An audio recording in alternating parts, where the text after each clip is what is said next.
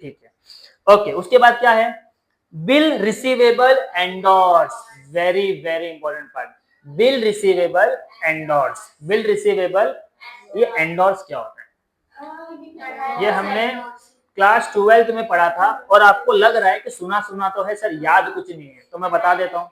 तुम लोग से पूछने जाऊंगा तो वीडियो 1 घंटे का हो जाएगा। ठीक है, एंडोर्स क्या है ये, इसलिए जब भी मैं पढ़ाता हूँ तो मैं आपको हमेशा बोलता हूँ बेटा आगे काम आएगा, याद रखना। अकाउंट तो भूलना ही नहीं, लेकिन आप लोग बोलते नहीं सर आप झूठ बोल रहे हो।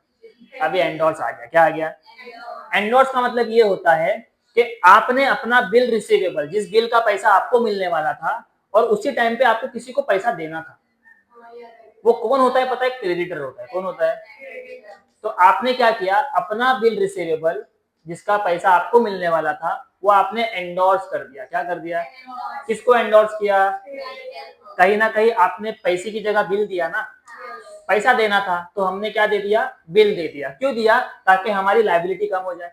बात समझ में आ रही है। तो जब जब बिल रिसीवेबल एंडोर्स किया जाएगा, क्या किया जाएगा, ध्यान में रखना किसको किया जाएगा, क्यों किया जा रहा है सर, उसको पैसा देना था तो पैसे तो नहीं है, बिल दे रहे, क्या दे रहे, चाहे पैसा दो चाहे बिल दो, वो कम हो जाएगा। क्या हो जाएगा, और जब जब लायबिलिटी कम होती है तो कहां से कम होती है बच्चों, डेबिट से। कहां से कम होती है, सेकेंड हैंड, बिल रिसीवेबल भी तो कम होगा, ये भी तो जा रहा है। तो जब असेट्स कम होता है तो कहां से कम होता है, क्रेडिट से।